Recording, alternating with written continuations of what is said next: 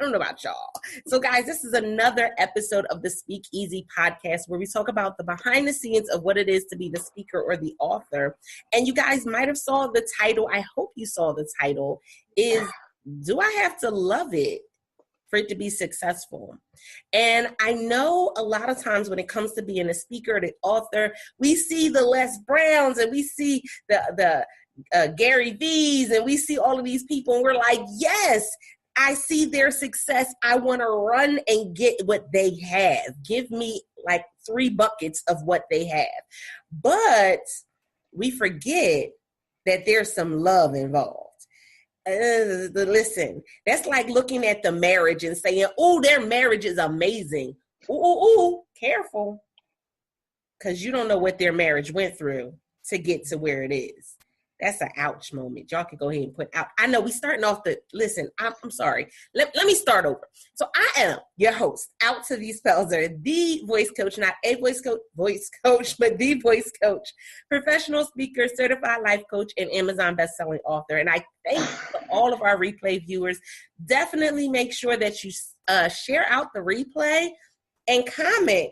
Put your questions, put your answers in the comments, because guys, we want to hear from you. It is you that have made this podcast successful.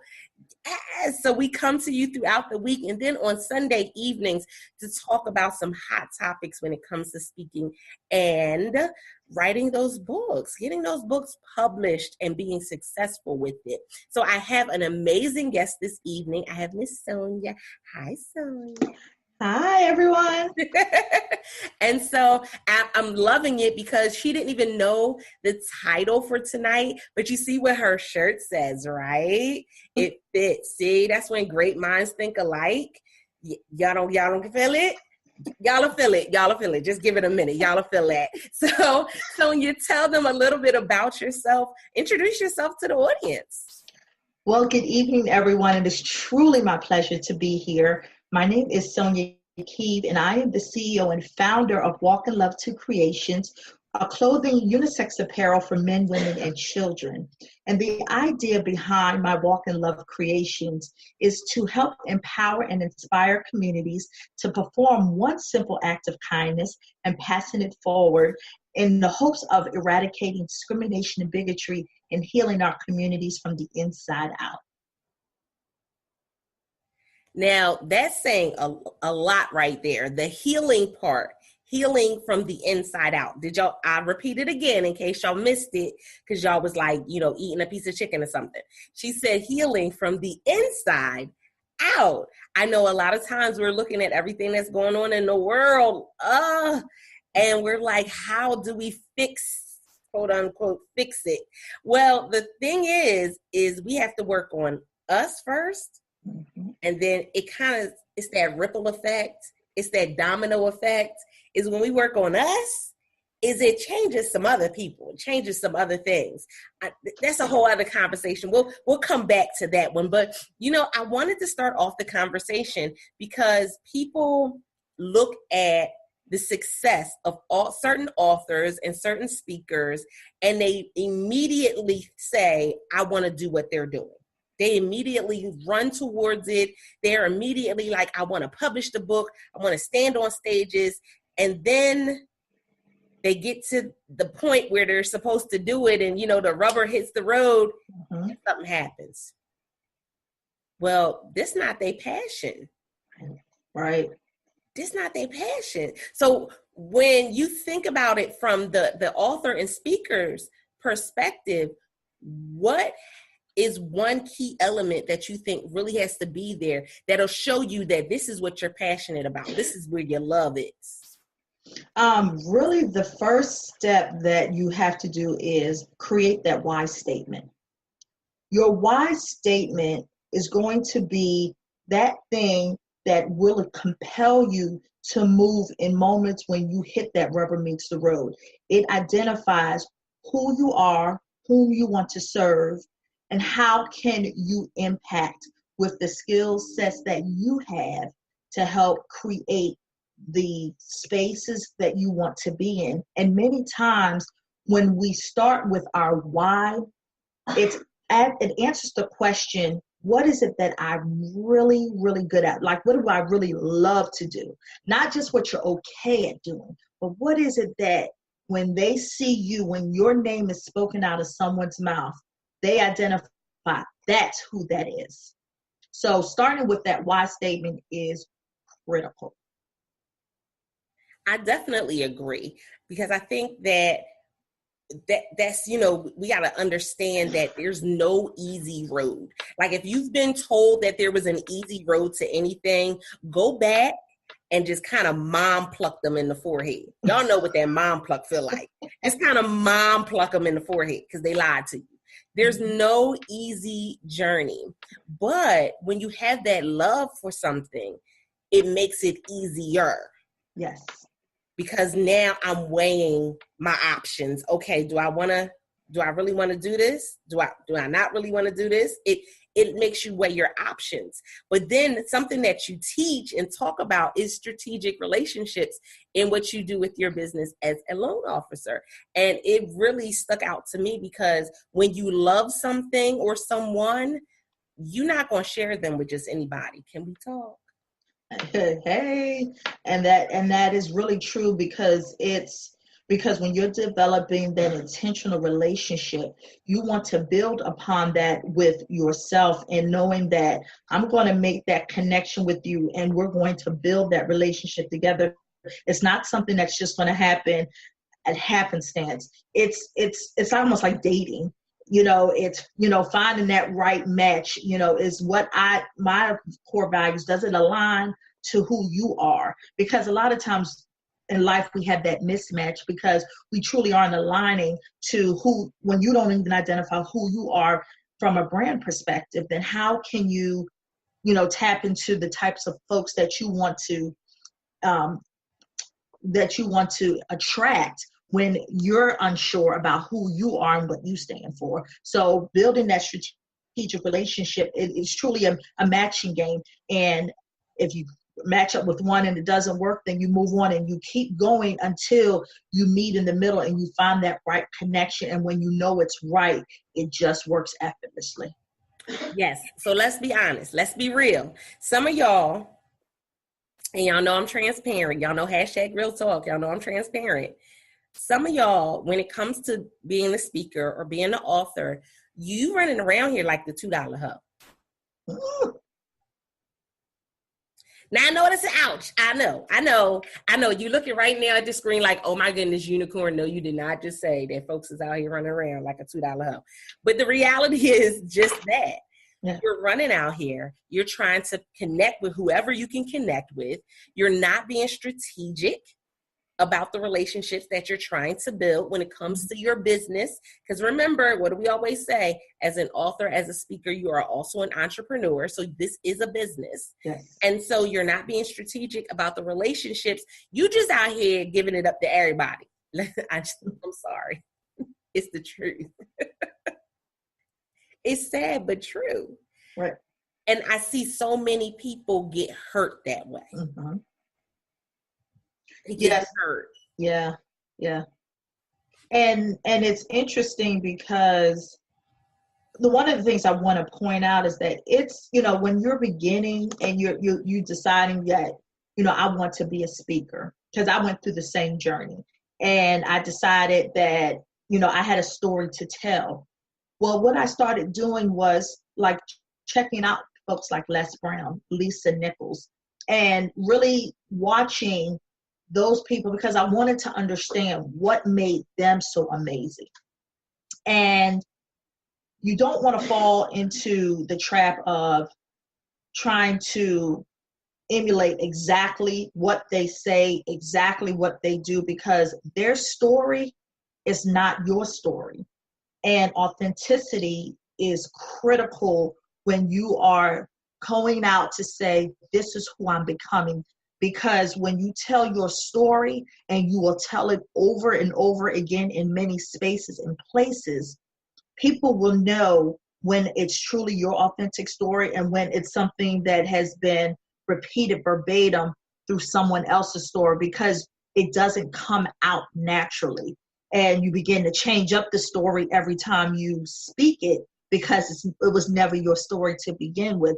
So it's okay to, you know, kind of get under their tutelage to figure out, well, how do I become a good speaker? But at the end of the day, you have to ask yourself, what is that story that I want to connect to the audience? Who is my avatar?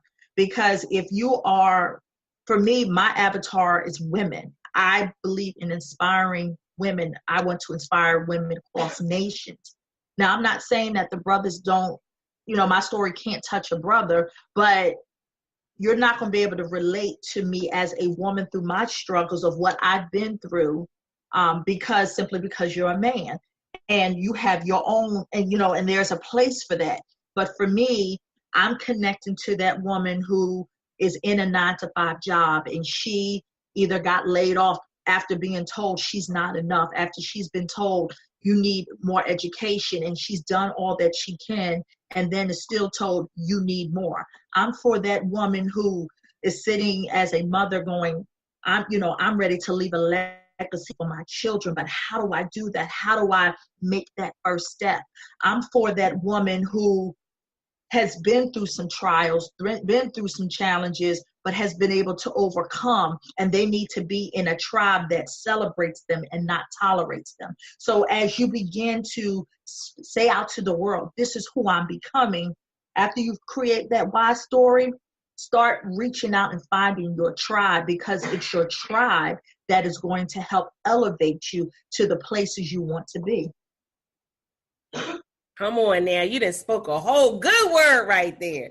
Now I gotta play both sides of the fence, though. I gotta be fair, because there's going to be somebody that's going to say, but people go to a job and they don't love that, and they're successful. They're making somebody successful there. Right. And so what do you say to people that have that mentality that I don't really have to love this in order for it to be successful? You know, so when I'm going to say it like this, when you look at them and you can tell somebody that's not passionate about something. You can tell somebody that it's not their purpose. It's just not them. You can tell, and it radiates with anybody that they're talking to about that situation or about that book, about that speaking event. Listen, they sound like the dry eyes guy when they go up to speak, and you just like, whew, how many bathroom breaks we get? How many of those we get today? Because you don't see the passion in it. So what do you say to somebody who's like, oh no, I don't have to love it. I can just be hyperactive. I can do some backflips and people will still be okay with it.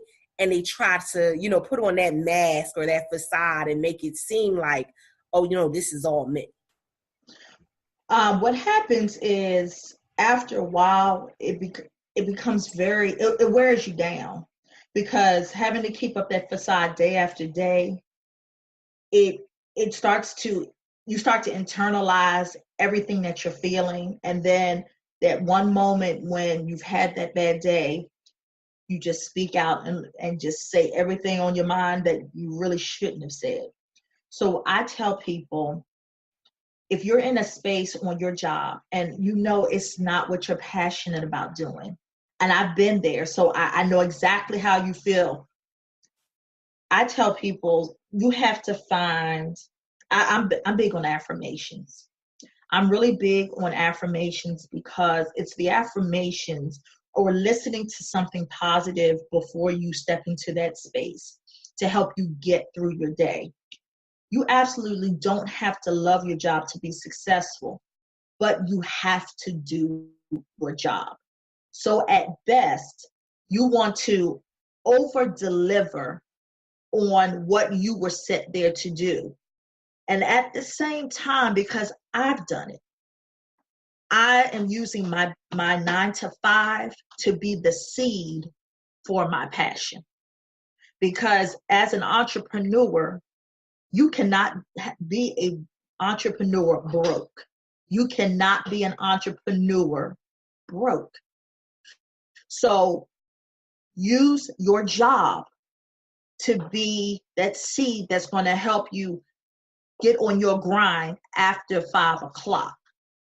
People make the mistake, well, I'm gonna get the grind while I'm doing my 9 to 5. No, you're there 9 to 5 to do the job that you said that you were going to do for that company. But that doesn't mean that on your lunch hour, that on your 15-minute breaks, you can't be strategizing, how am I going to set up the first quarter for my business?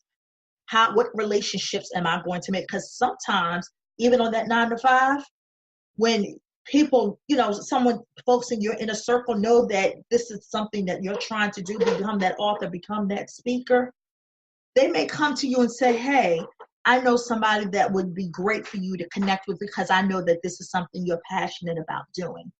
So don't allow the fact that you're in a job now that's not what you really want to do. I tell people, don't ever make a permanent decision in a temporary circumstances. It's just not. Just always be very vigilant that this is just for now. This is not going to always be my forever.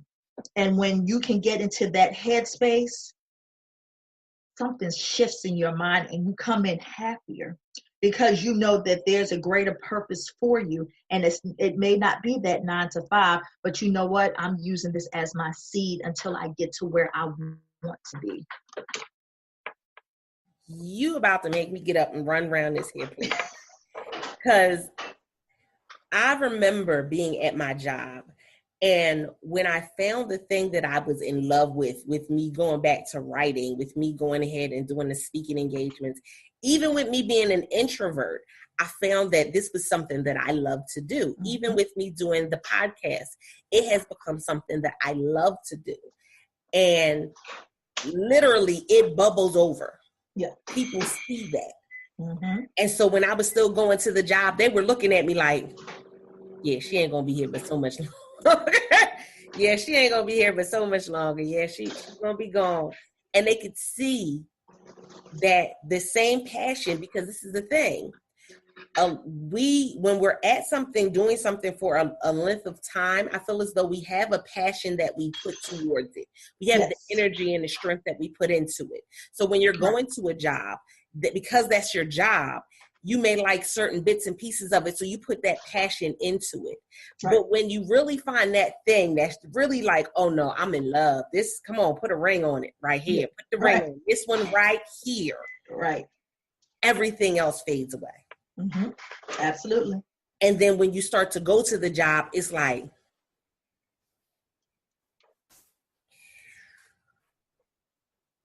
all right, we here. Is it time? Did I just clock in? Yeah, I just clocked in, y'all. So when is about to be over? Because I just, all right, well, let me do some work. Let me do some stuff. And then you'll do something and then you go back to the clock. Like, is it time to leave yet? No, it's only been a half hour. Yeah.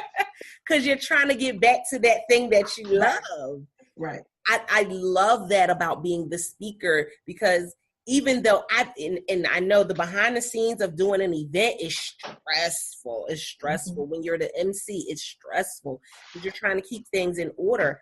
But then afterwards, it's like, I got to get back to it. Right. I'm ready for the next event. I'm ready for the next. Who you need me in what city? You need me in what state? Right. I'll be there. But we go through all them shenanigans at the airport. Right. Right. And we in that long line and everything. We like the food is $3,000 to eat a hot dog. It's so much going on. But then after it's done, we're like, I'm ready for the next one. Yeah. Yeah. And what it does is it fuels you and it keeps you anchored. And that's why I'm always, for me, with my business and going out and speaking and writing the book, I wanted women to be able to build a secondary income through means of entrepreneurship, because it's a lonely place when you've been on a job thinking that this is it, this is where I'm going to land and stay and retire from, and then you let go.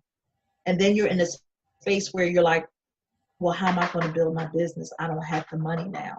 And so I want women to be on be on the smart end of what can I do? What skills do I have now that I use every day without thinking about it, that can be used to serve someone else, that can be used to help someone else?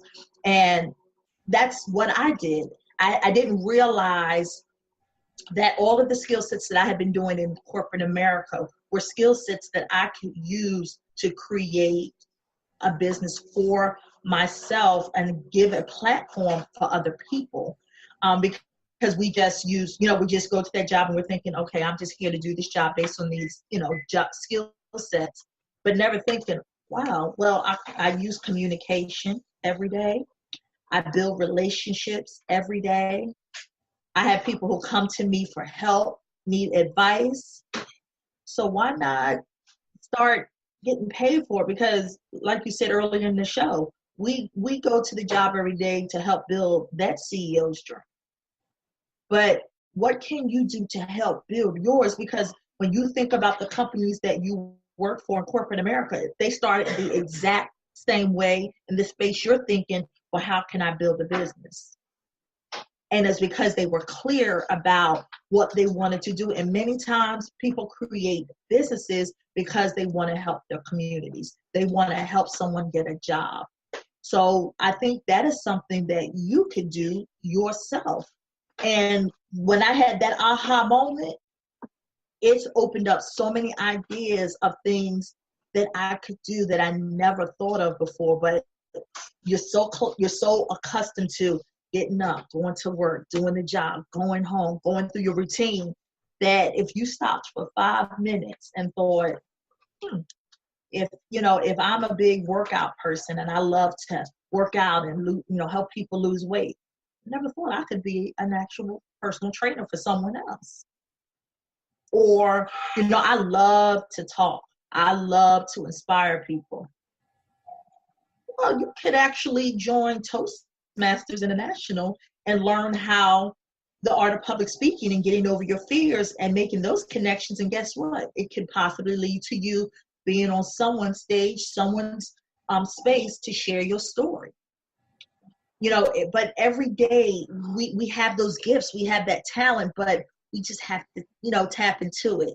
And when you do that, a lot of times that can happen sitting in that cubicle thinking, this is not what I want to do. So I tell people, you're not a tree, move. You don't like it, find something else to do. We don't have to stay in those spaces. I think we're just are so accustomed, well, if I leave here, I don't know what else I would do. You're not a tree. You can move. You can make those decisions every day. I believe in when you wake up every day, are you happy? Have you served somebody else and made someone else's life better? Or are you going to just stay in a space of complaint? So I would encourage people, start finding something that you can be passionate about. And even if you don't love your job, like you said, there's some pieces of it that you can say, I can be really good at it today. I can be that really great employee today.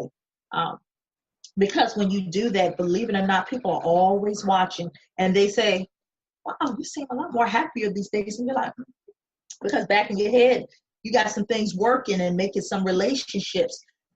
Because when people start seeing that this is what you want to do, it may not happen in the space that you're in, but guess what? You may get that phone call from somebody saying, I understand that this is something you're trying to become, and I'd like to figure out how I can support you. But but it starts with you making that decision and then actively pursuing how you can do it, walking it, and then just start living it every day. Yes, indeed. I'm always telling my clients, I love when they have that aha moment. Mm-hmm. And so, because I know how it felt for me when I had that aha moment. When, I sat down at the table with my children and I showed them how much I made for the company that I was working for a year. Yeah. And I said, if I passed away today or tomorrow, y'all get absolutely none of that. Mm-hmm. Y'all might get a flower. Mm-hmm. Yeah. Y'all might get a flower. I doubt you'll get a card. Right. But you won't get any of that. I said, so if I can work a way to make that for our family, that stays with us. That goes into your education, that goes Yes. into your futures, that goes into our legacy. Yes. And Absolutely. 4 teenagers sitting at the table, and they started doing their Medea calculations. It was like, wait a minute. And then you get written up for missing, because you left to go to our, yeah. And they didn't give you off when you requested it, and that, And they literally were sitting there, and they said, but that doesn't make sense. I said, no, because I showed them how much I got paid and then how much I was bringing in, and they were like, I said, you don't go to a job to become a millionaire. No. And that's how you can start out in the beginning, and you can be, it's because you're getting what you need at the moment.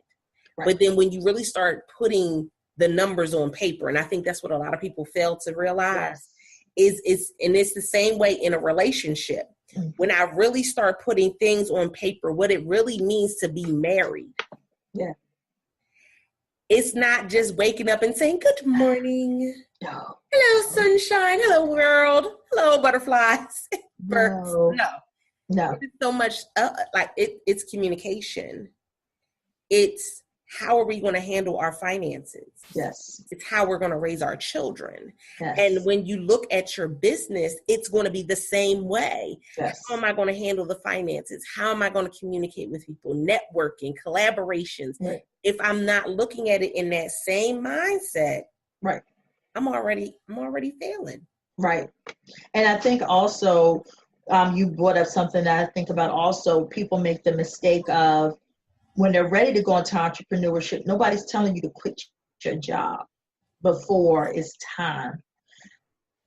I tell people when you're ready to go full-time entrepreneur, when you can replace your 9-to-5 salary and get that every month, making your annual salary your monthly salary, then that's when you are ready to say, okay, I can let go of this 9-to-5 and now I can focus on this full time. Because many people make the mistake when they, get that first $5,000 or that first $10,000 in their business. They're like, I've arrived. I can go ahead and quit this.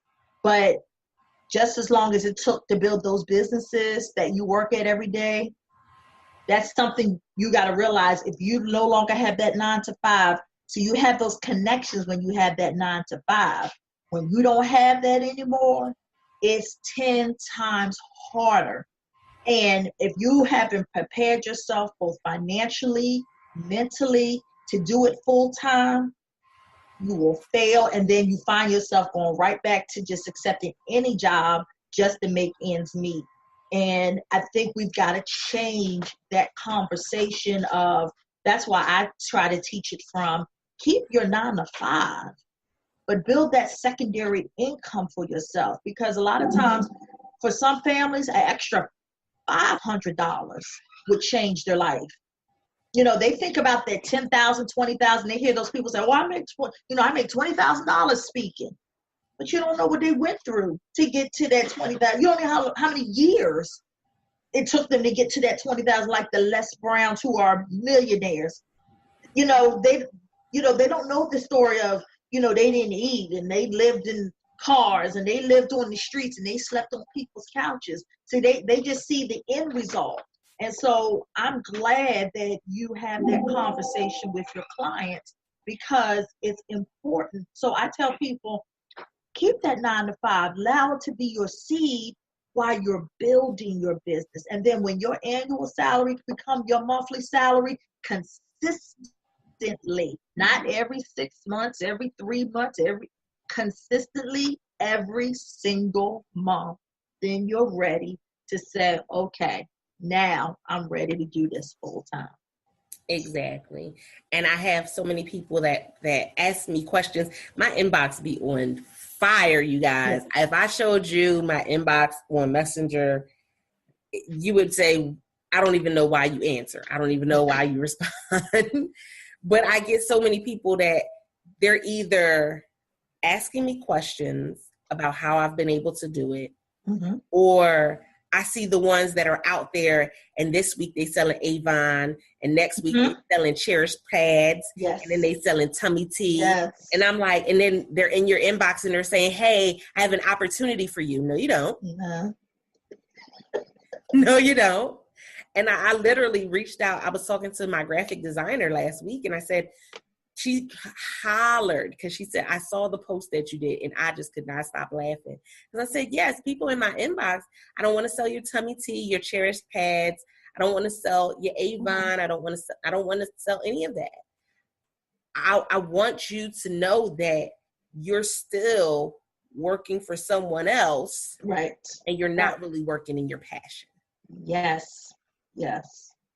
I want you to understand that part. Now, if you are someone who is passionate about makeup and you're working for Mary Kay, listen, you don't go into somebody's inbox saying, I want you to sign up for Mary Kay. No. You going live and you getting face beat to the gods. Yes. Beat to the gods. It shows the love that you have for it shows. Right. And then people are going to ask you, what lipstick do you have on? Right. What eyeliner is that? Right. Oh, that joint went on smooth too. Okay, what foundation is that? Oh, you sell that. Okay, well, how much is it? See, people got it wrong. Yeah. You trying to sell me something that you don't even love, you don't even like. Or believe in.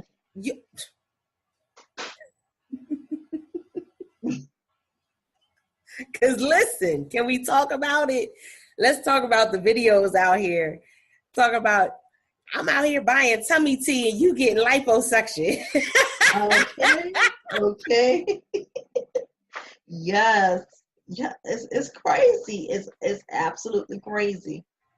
Because everybody's looking for that get quick scheme.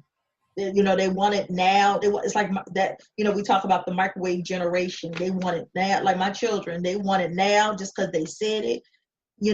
I name it, claim it type of attitude. And it just, that it's not how that works. You can name it, claim it all you want to, but if you're not going to get up and do the work, it's not going to manifest in your life. And, and I can speak to that too, because I've been that person. I was the girl who, when I first started selling Mary Kay years ago, I only wanted to sell it because I wanted the car. I mean, let's just be real. A lot of people do it because they want the free car, but they don't realize, what it takes to build a network. You've got to have a team, so a lot of people, they pitch people about network marketing, but I tell people, if you're not ready to build a team, you're not going to make any money. And they don't understand that. And it's that mindset of what it means to be an entrepreneur. So I think we have to educate the masses of what does that mean? What is entailed when I say I'm an entrepreneur? It means that you're doing this business 7 days a week. It means you're doing it when you've been doing it for a year, 2 years, 5 years, and maybe still hadn't made a profit. And you figure, okay, well, I got to find a new target audience, and I got to, well, I guess what I have is not what my clients need. We don't listen what people need, because the successful people are filling the needs. It's not filling what somebody already has. You become successful when you can identify that this is a need in the community. Like, something as simple, I tell you, it's as simple as creating this Walk in Love t-shirt. This was just an idea for me to just change the message of how we can just encourage each other in the communities to perform a simple random acts of kindness. But what it did was, it was so much more, because people realized I'm hurting. I need someone to support me. When I put on a Walk in Love tee, it makes me feel differently about myself. I realize I love myself. I can forgive myself. It becomes so much deeper. But at the time when I first began, I was simply doing it because I just wanted to change the message. But like you said, if you putting that face on, people see, when they see Sonja walking in her Walk in Love tee, they're like, you're the person that talks about walk in love and random acts of kindness. Yeah. And then it And people can see it, because when I get it, I'm out. And just today, I was just out today in the hospitals, and a nurse said, "I love your t-shirt. What does it mean?" And and I got a chance to share my story. Where can I get the t-shirt? Oh, glad you asked. Here's my card. Allow me to talk more to you about. And I don't go out and wear it because I'm trying to sell it. It's because it's a message I really believe in, and it's a message that I walk in every single day, because I've been in that space where I felt low, where I didn't know what I wanted to do. I have 2 degrees. I'm an educated sister, but the world will tell you you're not enough. Who cares? You have a piece of paper. But what I did was I decided to use what I learned in that classroom to build my empire, because just like you, as a mother, I want to leave a legacy for my children, because when I leave, people don't say, when you leave this earth, you can't take your stuff with you. But what you can do is leave a legacy to your children to know, guess what? College doesn't have to be the only avenue for you to be successful. If there is something you're passionate about and something you really want to do, then I encourage you to find that. College just gives you the avenue of figuring out what you may possibly want to do. But it's not going to make you a millionaire, because we hear stories all the time of billionaires who didn't even finish college. I mean, look at, Steve Jobs. He didn't finish college, but he had an idea, and he knew where the world was going to, and he saw a need and he filled it. And that's all it takes. It just takes that one idea you think about all the ideas things we use every day, cell phones. I mean, if we thought about it we thought about it in the early 70s about cell phones, we all be billionaires right now, right? But it's because when you figure out with clarity what it is that you have that's unique to you, and then you just start putting it out there. Eventually, if it is something that the world really needs, it's going to catch on, and you won't even have to do a whole lot, because people are just organically gravitate to you and want to support you, because they see how passionate you are about what you're doing, and they simply want to help. A big piece of that, and you hit the nail on the head with it, is even though I gotta love what I'm doing, I gotta love me first. Yes. I have people who tell me all the time, and because of the demographic that I work with are women that have been through abuse. Mm-hmm. And they often say, I don't feel as though I can tell my story because I'm broken. Mm. I don't feel as though I can tell my story because I'm still in it. Mm-hmm. And my conversation with them always goes back to, what did you learn so far? Mm-hmm. Because that's the piece that you can share. Yeah. Yeah. And learning means not that I'm bitter. Right. But I've learned to be better.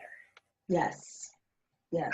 I see that it was an open wound, but right now it's healed. So it's a scar. It's still itch, because let's be real. Right. You got a scar. It's still going to itch. It's still going to irritate us. When your leg is broken and it's healing, it's still going to be painful. You're still going to have to walk with crutches for some time. You may have to walk with a limp.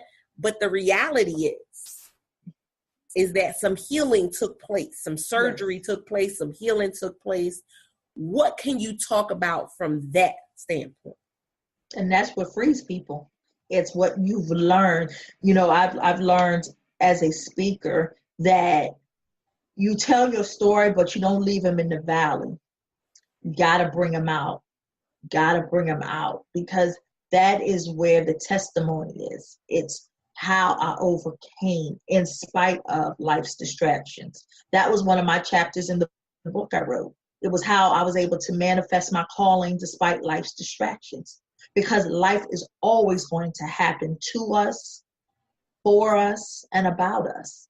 But it's how did you take what you went through to get stronger, to rise above, in spite of the person talking about you, in spite of the abuse you felt, in spite of the wrong that happened to you? You know, my husband always tells me that, you know, when things happen to you that are hurtful, it's okay to be angry in the moment, but don't live there. Because when you live there, that's what manifests the bitterness and the unforgiveness. But when you come into a space of forgiveness and loving yourself first, it releases that off of your spirit. And then you can start to heal. But you can't when you're still holding on to what someone did to you yesterday or 10 years ago or even 20 years ago. You know, and it happens in our communities, especially because we won't let go of the past. You know, we always talk about, you know, if we don't learn our history, we're doomed to repeat it. But the problem is we want to keep talking about our history and still be bitter about it. It's like we've overcome. I mean, yeah, there are moments where it's still broken in some areas, but let's celebrate the things that are good that have happened. And let's focus on those instead of just wallowing in what happened or what could have been. Because what happens is it prevents us from breaking into our blessings because we're holding on to the past instead of being free from it and moving on and then freeing others. Because like your clients, you know, they can free so many other people who may be in that broken place. And when they see this person, after everything they went through, they still could smile, they can still get up and live again. Yes, it wasn't easy. Absolutely not. But the journey in my healing helped me to do and get stronger every day. And because of it, I'm still standing. Oh my goodness, that speaks to so many different topics. But I want to say that, you know, at times this is that behind the scenes, this is that hashtag real talk stuff, guys. That behind the scenes, what you fail to realize is that yes, you want to be the motivational speaker, but when you're the motivational speaker, sometimes that's an uphill battle.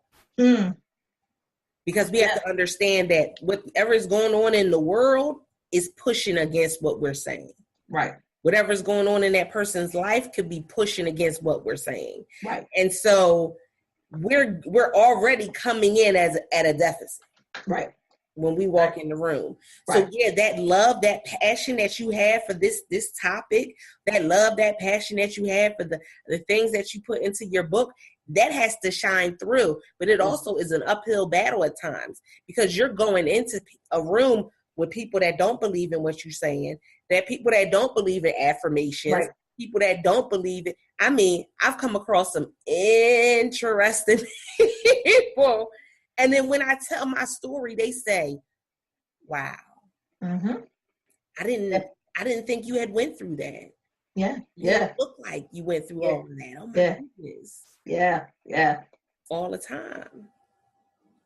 But it's literally, I said, you know, when I published my first book, I said that every life that it touches, I want something to change on the inside of them. Yes. And that's still been my prayer for, here I am 8 books later, that's still my prayer, is that every time somebody touches one of my books, it changes their lives. Right. And if they're touching it because they got it from, because this is the thing, in the beginning, I struggled. Publishing that first book took 8 years. Right. 8 years. And one of the things that came up in my head was that literally, I'm a reader. So I'll go to the thrift store and pick up books. I go to the library and pick up books. Right. And I was like, but what if your book just ends up at the dollar store for $1? What if your book just ends up at the books, at the Goodwill or, oh my goodness, it ended up there. But then I had to combat that and say, but somebody bought it first for it to end up there. Yes. And it ended up there because somebody needed it. Yes. because Yeah. somebody needed it. Yes. And so we have to have that same mindset, because if you have the love and passion for your books and your ideas and what you're speaking on, Right. then that's going to be literally how it transpires in your head. It's going to switch Right. and turn all the way around. Right. And you're going to say, no, somebody needed that. Right. Absolutely. Absolutely. I love it. So I always ask everyone before they leave, I ask them, in this whole journey, what has been a blunder for you? People always know that, publishing the first book, doing an event, I've talked about, having wardrobe malfunctions and all types of stuff, excited. So I didn't try on a dress and that stuff. So what has been a blunder for you in this journey so far as either the speaker or the author? The blunder for me was being able to understand that I belong in the room. I had for a very long time that self-doubt that I didn't belong in the same room with people I saw as successful. And when someone would buy a book or would listen to a video or would listen to my story and they were moved by it, I was going, really? Oh my God, I'm really so surprised, because somewhere deep down inside, I still didn't really believe that what I was saying really was going to resonate with someone, that I was still waiting for that person to come up to me and say, I need more, you're not enough. You still need more skills before you go out and say you're a speaker. You need to take more classes before you say you're a writer. And it's because of what I was conditioned in the past. And my husband, and I thank him all the time, because he was the one that said to me, stop putting yourself down and thinking you don't belong in those rooms. You are there because of what you've been through. You belong in those rooms because somebody needs to hear what you've been through. You say you want to inspire women every day, then you need to go out, come from behind that shadow, and start believing in you. And when he said that to me, it changed my whole conversation, because, as a speaker, when someone gets on stage and they're telling their story and it's not even real, because it sounds like a speech instead of a story. It's not conversational. It doesn't even sound believable. You can tell it's almost scripted, like they're reading from a teleprompter. But when you are deciding to tell your whole truth, and that's hard. That was my blunder, being able to really tell my truth, because I was afraid of what people would say. And when I got to the point where it's like, you know what, I'm ready to tell my story, and my whole story, the good, bad, and the ugly, I got freed from that. So that was my blunder, of just believing that I belonged in the room. It's funny you would say that. I remember reading in The Year of Yes. Yes. And she talks about, everybody in the room, you could tell, when their name is called, they do like one of a couple responses. Mm-hmm. They kind of look down, or they kind of grin nervously, and, kind of. Right. And she said, why do we do that? Mm-hmm. Mm-hmm. Why do we do that? And I think a good piece of it is that imposter syndrome. We think that somebody's going to tell us that we're not enough. Right. Not enough. And I know that when I started doing live streaming on Periscope, something that I would always say is, I said, what you have to realize is that you have a you have a blood donation. Yeah. And there's somebody somewhere waiting for a blood transfusion. Let them live or die. Mm. And we've become so conditioned with thinking that we don't have that amount of power. We don't have that amount of strength. Yeah. But we do. Yes, we do. We do. And so when I wake up, it's, who am I going to help to live today? Yes. Yes. And I ask those 3 questions. I wake up every morning. I first thank my Father for waking me up. And then I ask, who can I serve? How can I give? And what impact can I leave? And before I close my eyes every night, I answer those questions. And if God is so gracious to allow me to see another day, then that is my answer. I have work to do. That's it. Plain and simple. So guys, if you don't know, again, thank you for all of the replay viewers that are coming in. Thank you for all of those who are coming in live. This is another episode of the Speak Easy podcast, where we talk about the behind the scenes of what it is to be a speaker or an author. So Sonja, why don't you tell them where they can get the books and where they can find you on social media? Absolutely. You can find me at www.sonja,